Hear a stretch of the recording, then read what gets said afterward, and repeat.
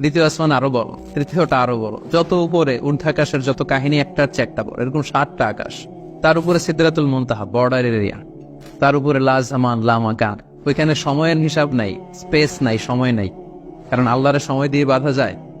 আমাদের যেমন বসতে জায়গা লাগে, আল্লাহর পজিশনে থেকে জায়গার প্রসঙ্গটা আসে না। কারণ লাইসা কামিসলিহি শাই, উনি কারো মতো না, উনি উনার মতো। ওয়ালাম ইয়াকুল্লাহু কুফুয়ান আহাদ, তার মতো কেউ নাই। তো তিনি কার মতো? তিনি তার মতো। তার উপরে হচ্ছে আল্লাহর কুরসি, তার উপরে আল্লাহর আরশ, সেখানে আল্লাহর পর্দা। এই পর্দার পেছনে আল্লাহ তাআলার সত্তা। আমাদের বাড়ির পর্দাগুলো কি দিয়ে তৈরি বলে তো? কাপড় দিয়ে। আল্লাহর পর্দাগুলো আলো দিয়ে তৈরি, নূরের পর্দা। পর্দাটাই আলো।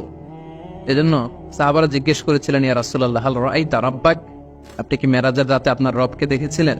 রাসূল সাল্লাল্লাহু আলাইহি ওয়াসাল্লাম বলেছিলেন, নূরুন আন্না আরাহু, উনি তো নূর, আলোর পর্দা, চোখ ঝলসে যাওয়ার মতো অবস্থা, আমি কিভাবে দেখবো? তার মানে সরাসরি দেখেননি।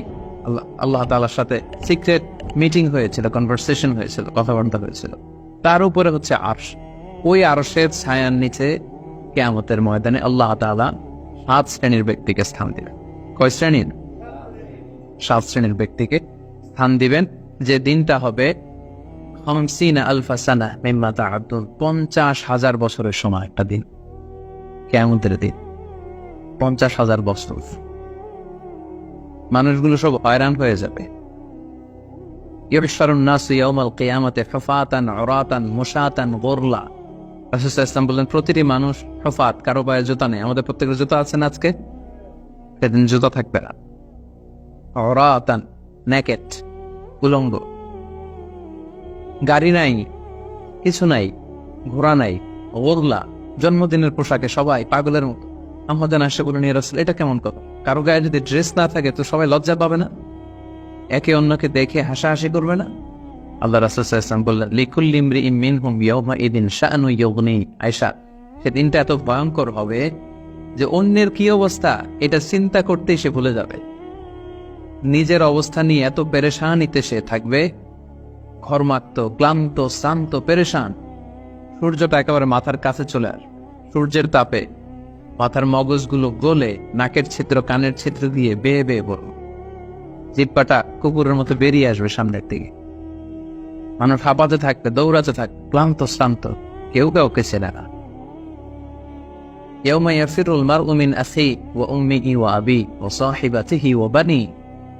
ভাই ভাইকে চিনবে না, পরিচয় দিবে না।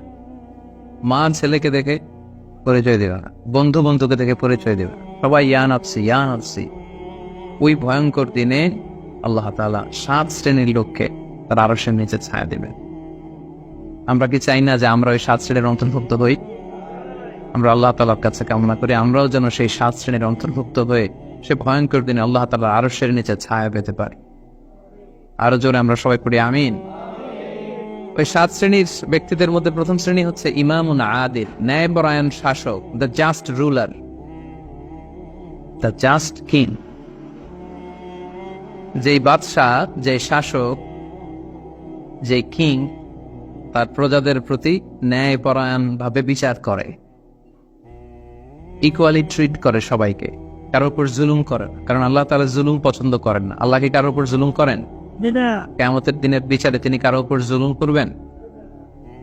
আল্লাহ তাআলা বলেন, ইন্নী হারামতু যুলমা আলা নাফসি, আমি আমার উপর জুলুমকে হারাম করেছি, ফালা তাযালামু, তাই তোমরাও তোমাদের উপর জুলুম করো না, খবরদার। আয-যুলমু যুলুমাতুন ইয়াউমাল কিয়ামাহ, যারা পৃথিবীর বুকে কারো উপর জুলুম করবে, এই জুলুমটা জুলুমাত হয়ে, অন্ধকার হয়ে তার কাঁধে চেপে বসবে কিয়ামতে গিয়ে। সো আল্লাহ তাআলা প্রথম 7 জনের মধ্যে সর্বপ্রথম যাকে আরশের নিচে ছায়া দিবেন তিনি হচ্ছেন ইমামুন আদিল, just king, the just ruler, ন্যায়পরায়ণ শাসক, যারা আদালতের সাথে কাজ করে। ইন্নাল্লাহা ইয়া'মুরুকুম বিল আদলি ওয়াল ইহসান, আল্লাহ তাআলা এই আদালতের ব্যাপারে, জাস্টিসের ব্যাপারে সবসময় তিনি আদেশ করেন। জাস্টিস ভায়োলেট হয়, ন্যায়পরায়ণতা, ইনসাফ, এটা ভায়োলেট হয়, এটা আল্লাহ তাআলা কখনো চান না। যারা বিচার করার সময় ন্যায় বিচার করে, উভয় পক্ষের কথা শুনে, যারা রায় দেওয়ার সময় ন্যায়সঙ্গত ভাবে রায় দেয়, যারা জনগণের ট্রিট করার সময় সঠিকভাবে ট্রিট করে, সেই ধরনের রাজা যারা, সেই ধরনের কিং যারা, রুলার যারা, তারা সেখানে স্থান পাবে।